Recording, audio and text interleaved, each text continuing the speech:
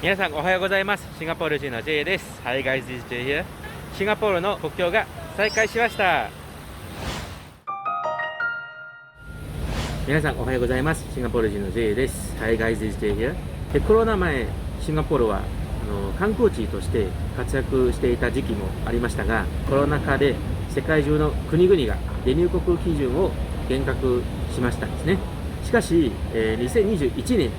にワクチン接種率が上昇すると、シンガポールも国境を開きたいので出入国の条件を緩和し始めました。で、2022年3月のリーシェロン首相の発表前は、シンガポールとの国際移動を再開したい国と、VTL というものを始めて、旅行者はワクチン接種完了前提で、VTL のトラベルレインを利用してシンガポールを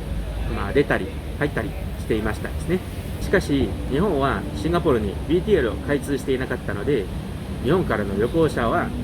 日本が入っているカテゴリーによって、入国基準を取っていました。そして2022年3月のリー・シェンロン首相の発表後、シンガポールは世界に向けて、国境を開放する方針で VTL から VTF に変えていきます。で、このワクチントラベルフレームワークでシンガポールは他の国を2つのカテゴリーに分けます。ちなみに日本は現在ジェネラルカテゴリーに入っています。つまりシンガポールの国境が開放しました。な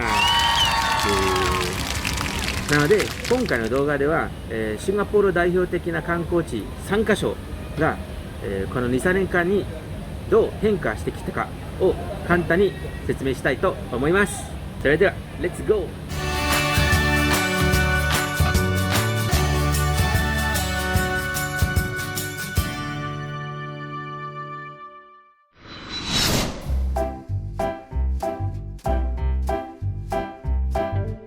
2021年10月にマンダイワールドライフリザーブがリブランディングされていますので、リバーサファリがリバーワンダーズに改名されて、シンガポール動物園とナイトサファリとともにロゴが更新されました。そしてジュロンバードパークがマンダイに2022年ぐらいまでに引っ越すことと同時にバードパラダイズに改名される予定です。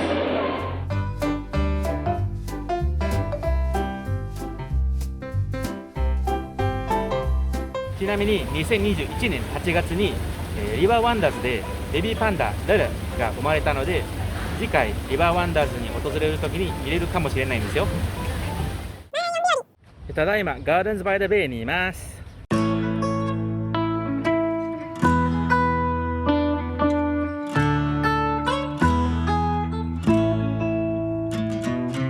で、2019年12月に一番高いスーパーツリーの頂点にあるスーパーツリーオブザーバトリー展望台がオープンされましたんですね。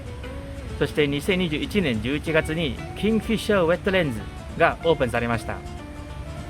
そして今年2022年4月にガーデンズが10周年に迎え、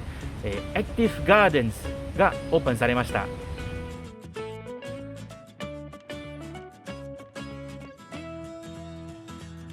そして今年後半にトムソンイーストコーストラインフェーズ3の開通でガーデンズバイダベイ駅も営業開始予定です。これでガーデンズバイダベイが、ウッドレンズやオーチャードなどの駅と直通するので、さらに便利になります。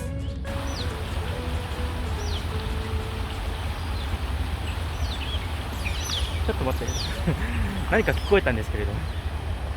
これはもしかして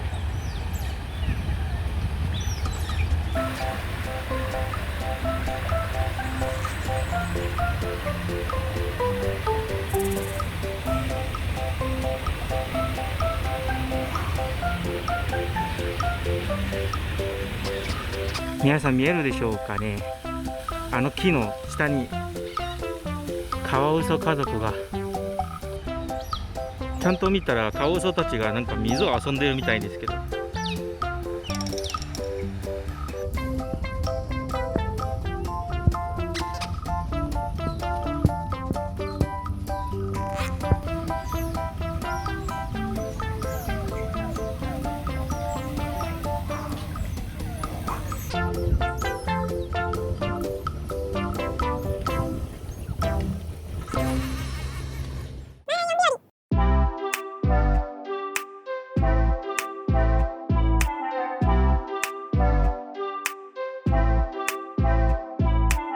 2020年10月にチャンギ空港コネクタがオープンしました。その中、自転車を借りれる店とカフェがあるハブ&スポークと近くにあるジュラシックマイルが目玉です。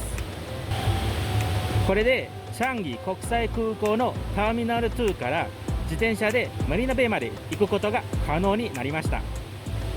そしてターミナル2がリニューアルされていて、2022年に再開する予定です。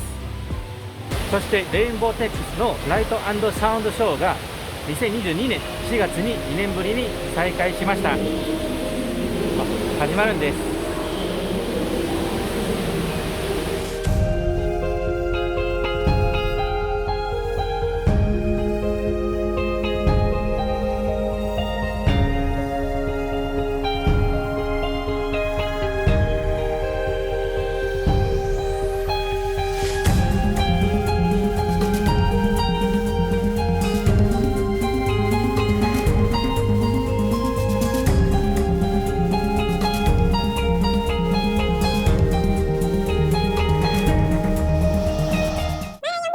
以上、この3つのシンガポール代表的な観光地が、この 2,3 年間にどう変化してきたかを簡単に説明する動画でした。これから、シンガポールに訪れる際、ぜひこの3カ所で、新たな一面を発見されると嬉しいと思います。この動画がもし面白かったらぜひ高評価、そしてチャンネル登録よろしくお願いします。ではまたね。この動画面白かったらぜひ高評価、そしてチャンネル登録よろしくお願いします。